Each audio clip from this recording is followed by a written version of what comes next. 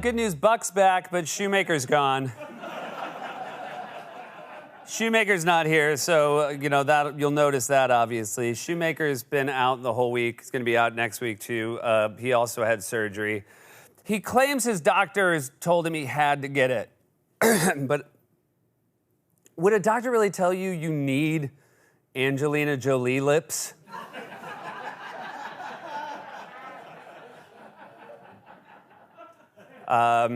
I did ask Shoemaker send in his reactions as well. Obviously, we used a button to cover for Buck last week, and following the same protocol today. Speaking of surgeries, I have, based on your comments, decided on our next hiatus, I'm going to get an ear reduction surgery. Wore a bike helmet during the last corrections, and a lot of you said that made the ears look even bigger. I was told I could either get my ears reduced or enlarge my nose to make them look smaller. But they said the fear was if I made my nose any bigger, the whole faceplate. They said it might old man in the mountain.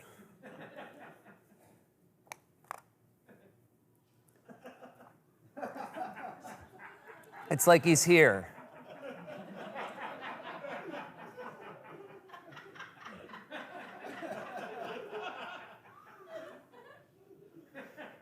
I said Pirates of Penzance. It's the Pirates of Penzance. And you may be thinking, hey, was that really a correction worth sending in? I'll tell you when that distinction was important. 1981, that was when the Pirates of Penzance was a huge revival. And then some very shady theater producers staged a second production just called Pirates of Penzance, to just confuse ticket buyers.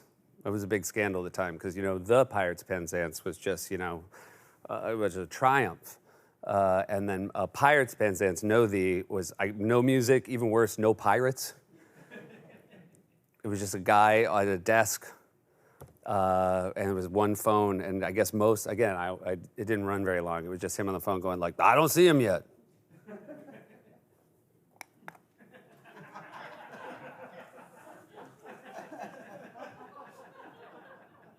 Talked a little about pickleball.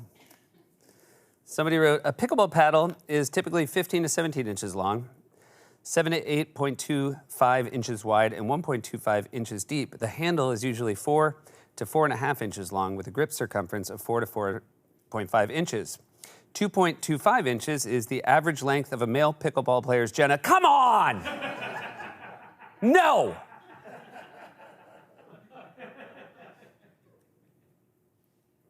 You should never say a garlic aioli. The A in aioli is for garlic, and the oil is for oil.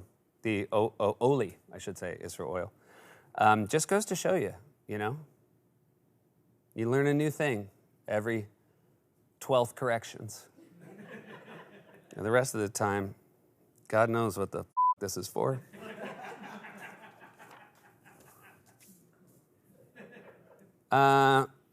I said egg containers instead of egg cartons, and someone wrote in, those egg containers are called egg cartons. You really don't do the whole grocery thing. It could have been worse. I almost called them ovaries.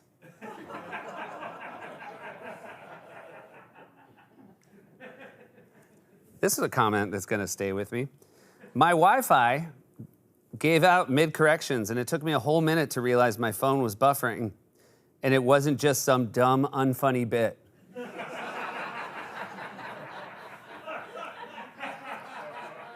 really says something about the state of corrections. If it freezes, you don't know it stopped. Someone says, someone needs to break it to Seth. As he's getting older, he looks more and more like Samuel Beckett. Which at first I was like, and then I Googled, and I'm like, I'm fine with that.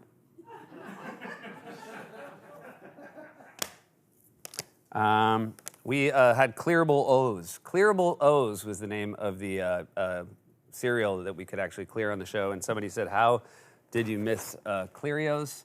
That's better. Congrats.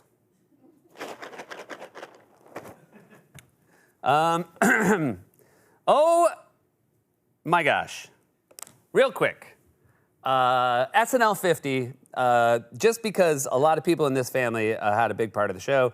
Wally was in SNL 50. I thought he did an incredible job. Not only did Wally do cue cards for SNL 50, but a couple days after, he did his last podcast appearance.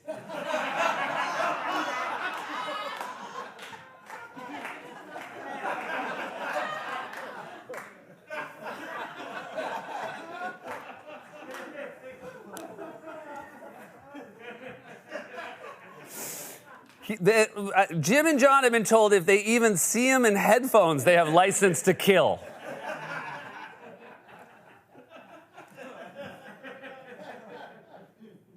Donna was in, come on, give me a round of applause for Donna. Donna was in the Q&A with Amy and Tina, and just one line, crushed her line. So very, very funny. And, and again, as a professional comedian, you're watching Donna just crush it, and you're just so impressed. It was outstanding. And then to make matters worse, because again, as I've established, I'm a professional comedian, I had a line in the Q&A, and the line, in the end, I thought went fine. But somebody said, "Oh, dude, what were you doing when Keith Richards was asking his questions?" And first of all, let me show it real quick and see if you can see what's going on with me. Keith Richards.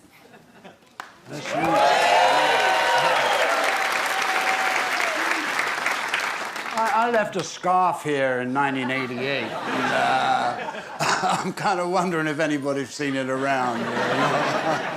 So here's the thing, I'd lost my voice, and it was so bad that on Sunday, I actually thought I should go tell Lauren, I think you have to take me out of the show. My voice is so bad. And the Q&A was the first time I was going to talk, and it was one of those lost voices where, the first thing you said was always the hardest, and then your voice would warm up a little bit.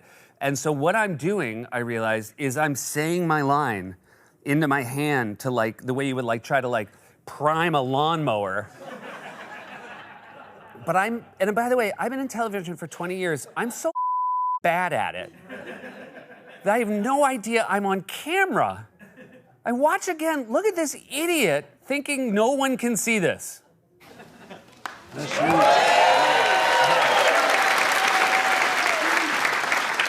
I left a scarf here in 1988. Like a lunatic. But last but not least, Man Oh Man. And this is, truer words have never been spoken than what I'm about to say. Jimmy Riley and the crew that worked on this show, another round of applause, because what they pulled off, that was one of the most seamless executions I've ever seen of a live television show with that many moving parts and no dress rehearsal. That was the most incredible thing about it. Every time the crew does a show on Saturday, it's half as long. Plus, they also get to run it twice because they have dress rehearsal. Now, it should be noted, if there was dress rehearsal, I don't think I would have had to run my line while Keith Richards was talking. So it took a price out of all of us. But still, so proud to know everybody on that show. I did get some gifts. This was sent in to me this week.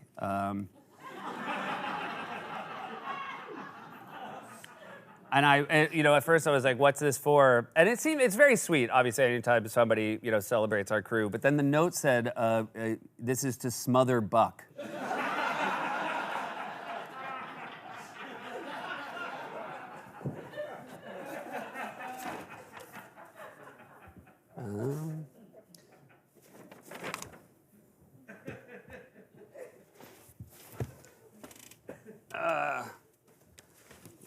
Again, this stuff keeps coming. This is it's bad enough an album, but then you don't have to add Seth Meyers as my best friend.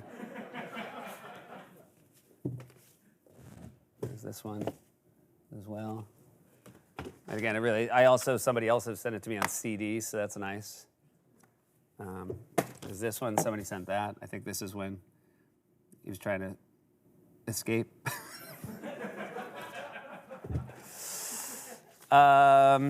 This was, somebody pointed out, this is probably not great branding. I guess this is an actual company that makes sort of one of those edible eggs that has a prize inside. And this is a real thing somebody sent me. I would feel like you would not want to give that to anyone. And then this is maybe my favorite thing. Somebody made me a cereal bus, which I'm doing I'm working on a new screenplay where if the cereal bus goes under 50 miles per hour, I can't figure out the next part. Last but not least, I got a box and opened it. True story. Nothing in it except a note. And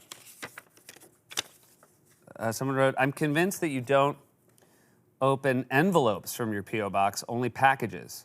This envelope discrimination is making you miss out on a lot of cool stuff. This includes something I sent that was incredibly annoying to make. I worked on it for a long time, and I want confirmation that the reason you didn't show it was that it didn't come in a box.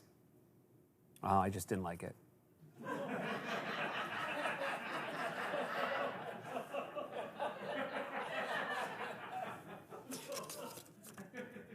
I don't remember it. I'm really. But someone that was from Elisa. So thank you, Elisa, for that beautiful thing. And then somebody else wrote.